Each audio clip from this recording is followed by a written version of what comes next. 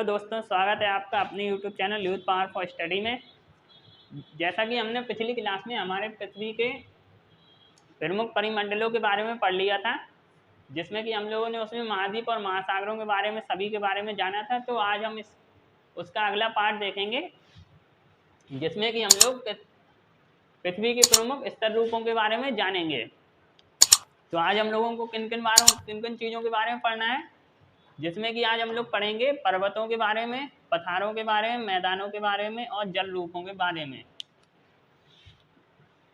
तो जैसा हम लोग अपनी पृथ्वी की स्थिति को समझें, तो हमारी पृथ्वी 3 परतों से मिलकर हमारी पृथ्वी बनी हुई है, जिसमें कि सबसे अंदर की परत को हम लोग कोर कहते हैं और उसके ऊपर वाले को अपर कोर कहते हैं।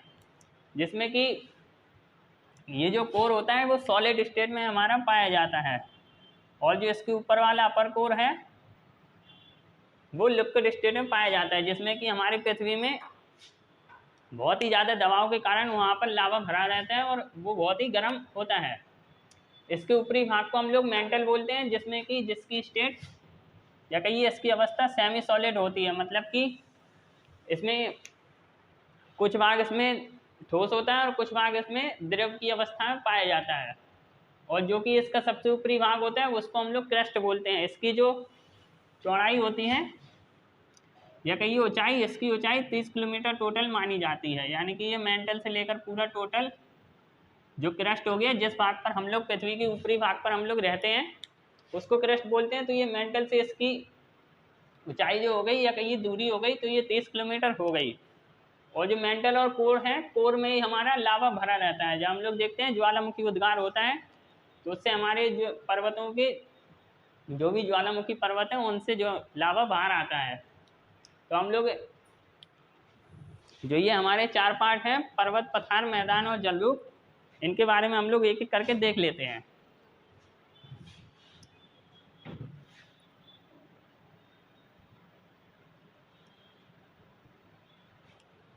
तो हम लोग आज सबसे पहले पर्वतों के बारे में देखेंगे। पर्वत होते क्या हैं? तो पर्वतों को हम लोग पृथ्वी के उठे हुए या उभरे हुए भाग को पर्वत बोलते हैं। उठे हुए या उभरे हुए।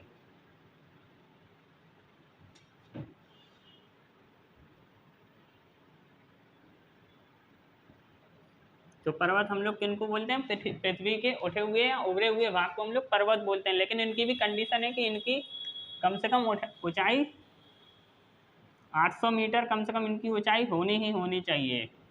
यदि इनको हम लोग पर्वत नाम देंगे तो उनकी कंडीशन है कि 800 मीटर ऊंचाई उनकी कम से कम हो ही हो। तो इसके बाद हम लोग जैसे इसके पर्वत के प्रकार जाने, तो पर्वत के प्रकार भी हमारे 3 प्रकार के होते हैं। इसमें हम लोग पर्वतों के प्रकार देखें। नंबर 1 पर हमारा हो जाएगा बलित पर्वत। बलित पर्वत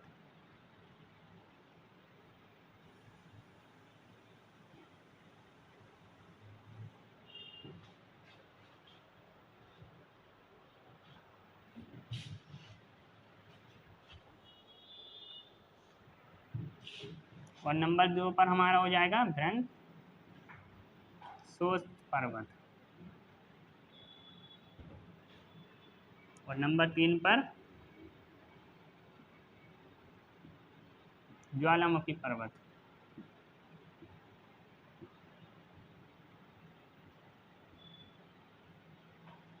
तो हमारे पर्वत के कितने प्रकार हो गए? हमारे पर्वत के 3 प्रकार हो गए, जिसमें कि पहला हो जाएगा हमारा बलित पर्वत, दूसरा भ्रंशोत्थ पर्वत और तीसरा ज्वालामुखी पर्वत।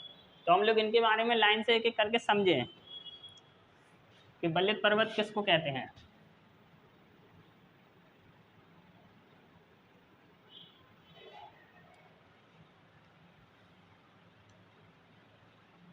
तो बलित पर्वत यानी कि जो पृथ्वी के मोड़दार पर्वत होते हैं, यानी कि जिनकी पृथ्वी के मोड़दार पर्वत,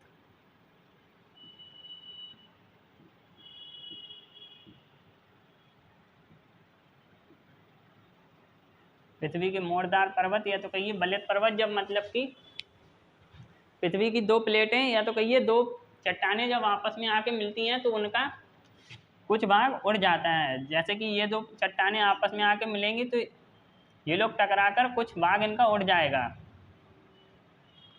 तो इसी को हम लोग बलित पर्वत बोलेंगे। यानी कि ये जब दो चट्टानें आपस में टकराएंगी तो वो ऊपर की तरफ जाके मुड़ जाएंगी, तो उनको हम लोग बलित पर्वत बोलेंगे। इनका उदाहरण सबसे बढ़िया हमारा हिमालय हो जाएगा। जो हमारा हिमालय पर्वत है वो भी हमारा बलित पर्वत का उदाहरण है। और इसी का दूसरा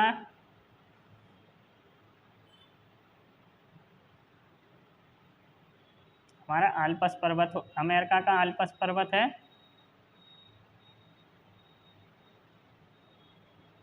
ये तो हमारे बलित पर्वत की श्रेणी में आएंगे, जो कि पहला हो जाएगा हिमालय पर्वत और दूसरा अमेरिका का आल्पस पर्वत बलित पर्वत का उदाहरण होगा। यदि इसमें तीसरा देखें तो तीसरा हमारी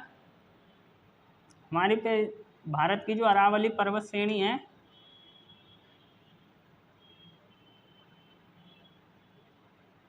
अरावली पर्वत श्रेणी,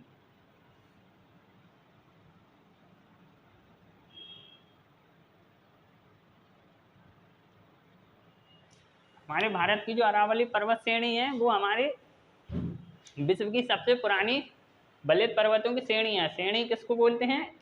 एक से ज़्यादा, जहाँ पर एक से ज़्यादा या कहिए अनेकों पर्वत एक ही स्थान पे पाए जाते हैं तो उसको हम लोग पर्वत श्रेणी बोलते हैं।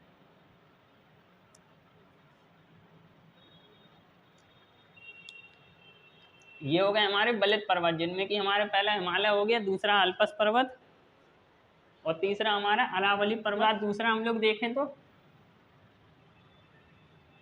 हमारा दूसरा भाग हो जाएगा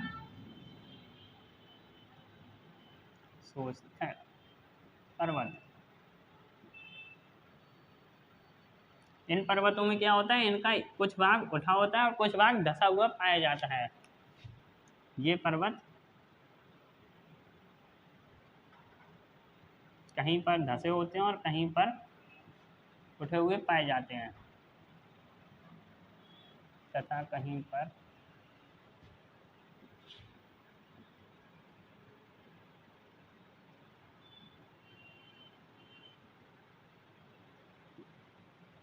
धंसे हुए पाए जाते हैं। तो ये हमारे भ्रंशोस्त पर्वत कौन से हो गए? ये पर्वत कहीं कहीं पर उठे हुए और कहीं कहीं पर धंसे हुए पाए जाते हैं। जैसे हम लोग इसके एग्जाम्पल देखें तो हमारे ये पर्वत हो जाएंगे।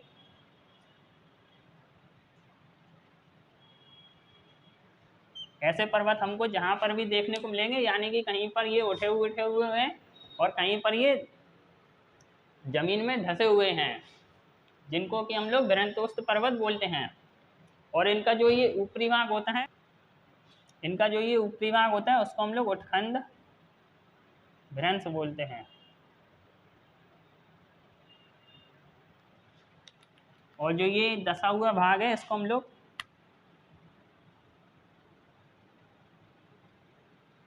द्रोणिका भ्रंश बोलते हैं।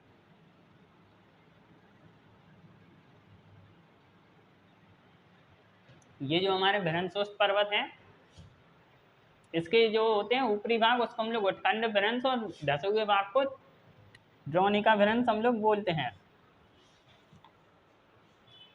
हम लोग इसके बाद जैसे देखें तो हमारा तीसरा हो जाएगा ज्वालामुखी पर्वत।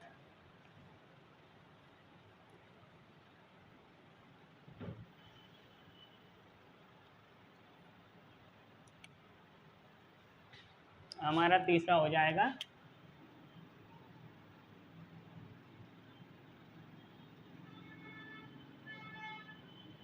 ज्वालामुखी पर्वत।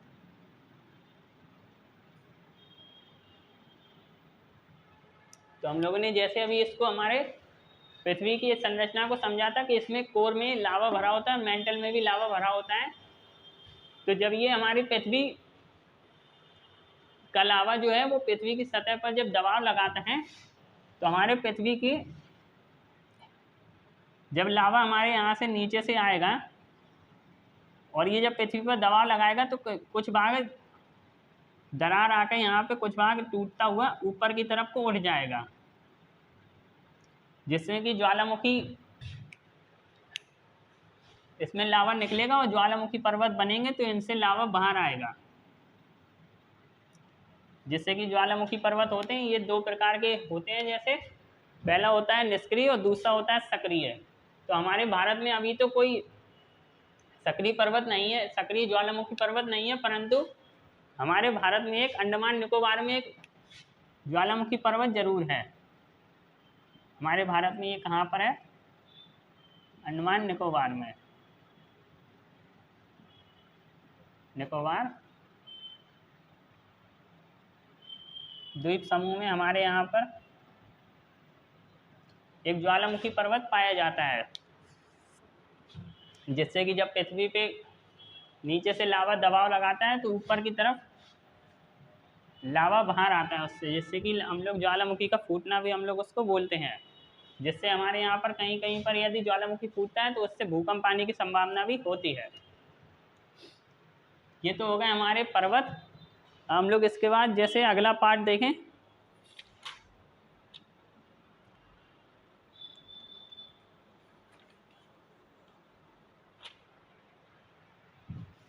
ये हो गए हमारे ज्वालामुखी पर्वत। और इसके बाद हमारा जो हिमालय पर्वत है वो हमारे भारत के लिए बहुत ही लाभदायक हम लोगों को सिद्ध होता है, क्योंकि जो उत्तर से या कहिए साइबेरिया से जो ठंडी हवाएं चलकर आती हैं वो हमारा हिमालय पर्वत रोक लेता है, जिससे हमारे भारत में सर्दी गर्मी नॉर्मल पड़ती है। यदि हिमालय पर्वत नहीं होता तो हमारा भारत भी एक ठंडा मरुस्थल के रूप में हम लोगों को देखने को मिलता। पर्वत के बाद हम लोग अब पठार को समझ।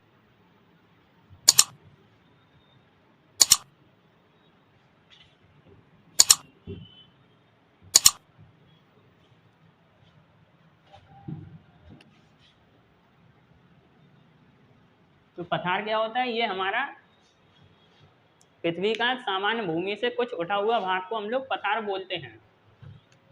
तो इसको हम लोग क्या कहेंगे?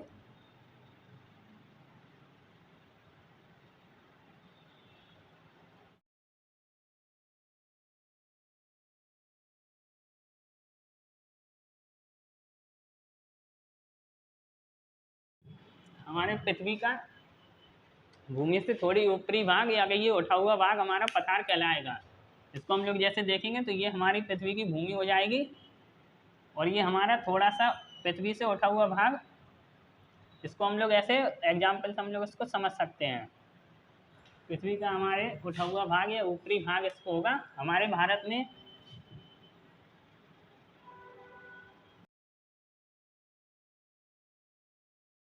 सबसे बड़ा पठार हमारे यहाँ का दक्कन का पठार है। और जब हम लोग इसको विश्व में देखेंगे तो हमारे यहाँ पे तिब्बत का पठार सबसे ऊंचा, हमारे यहाँ का विश्व का सबसे ऊंचा पठार हमारा तिब्बत का पठार हो जाएगा, जिसकी ऊंचाई टोटल 4000 से 6000 मीटर तक होती है। ये हमारा विश्व का सबसे ऊंचा तिब्बत का पठार हमारा हो जाएगा, जिसकी ऊंचाई हमारी 4000 से टोटल 6000 मीटर तक ये ऊंचा है, जो कि सामान्य भूमि से हमारे ऊपर की तरफ उठा हुआ है। इसी में हमारे और भी जैसे एग्जाम्पल हैं, उनको आप लोग कमेंट में हम लोगों को आंसर दीजिएगा कि इसके बाद हमारे और कौन से पठार हो जाएंगे। हमारे भारत का तो दक्कन का पठार हो गया, और सबसे ऊंचा विश्व का तिब्बत का पठार हो गया। तो हमारा छोटा नागपुर का पठार भी हो जाएगा।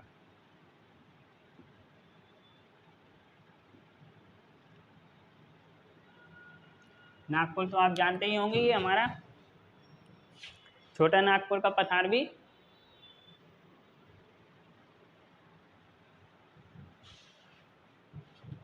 तो हम लोग अब देखें तो पृथ्वी के हमारे मैदान हो जाएंगे। तो हम लोग मैदान हम लोग समझे तो मैदान किसको बोलते हैं? तो हम लोग इसको देखें तो हमारे बिल्कुल समतल जो भूमि पाई जाती है हमारे यहाँ पे,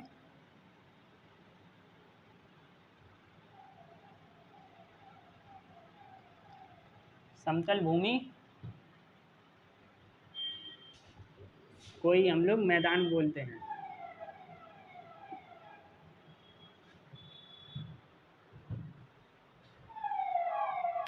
या कहिए समतल भूमि की कोई बोलेंगे, या तो कहिए हम लोग समतल भूमि के बहुत बड़े हिस्से को, कि बहुत बड़े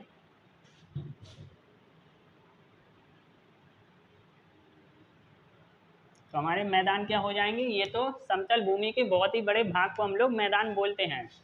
तो हमारे यहाँ पे भारत में भी कुछ मैदान पाए जाते हैं जिसको हम लोग उत्तर भारत का मैदान बोलते हैं।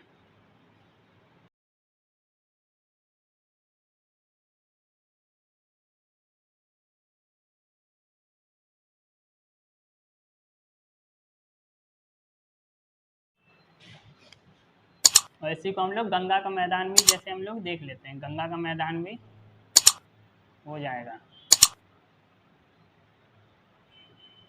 तो ये मैदान बनते कैसे हैं कि हमारी नदियों द्वारा, तो मैदानों का निर्माण जो होता है, क्योंकि हम लोगों के मैदानों का निर्माण नदियों द्वारा हो रहा है, इसलिए इसकी जो भी मिट्टी होगी वो हमारे लिए बहुत ही उपजाऊ होगी। इस मैदानों की जो भी मिट्टी है वो बहुत ही उपजाऊ मिट्टी होती है।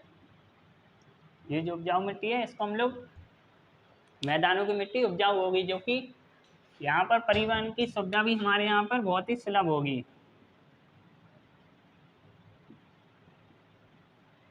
यहाँ पर जो मैदानों में यहाँ पर परिवहन की सुविधा भी बहुत ही ज़्यादा सुलभ होगी। इसी में हमारे विश्व के बहुत सारे मैदान भी होते हैं।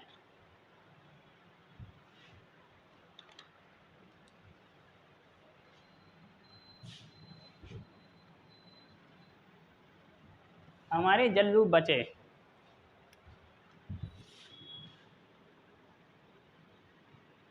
जलरूप, ये क्या हो जाएंगे, जलरूप हमारे यहाँ के नदियाँ हो जाएंगे, तालाब हो जाएंगे, नदियाँ, तालाब, या कहिए झरने। तो हमारे पृथ्वी की जलरूप क्या हो जाएंगे, तो हमारे जो भी दुनिया भर में नदियाँ और तालाब और झरने हैं उनको हम लोग जलरूप में बोलेंगे।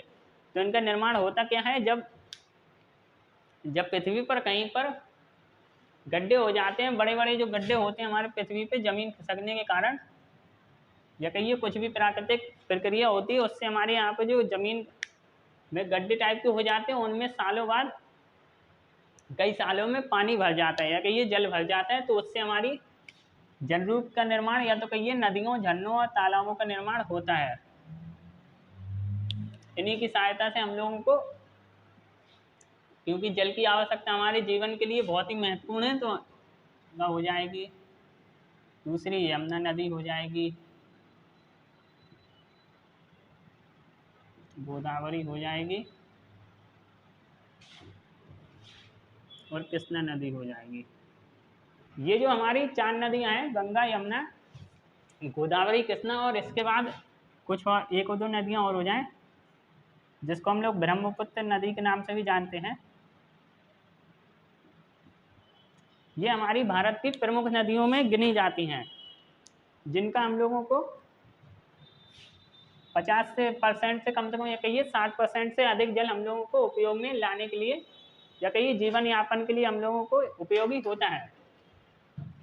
और जैसे हम लोगों ने अभी इसमें पर्वत देख लिए, पठार देख लिए, तो पर्वतों पर जो है वो जीवन यापन करना बहुत ही कठिन होता है पर्वतों पर।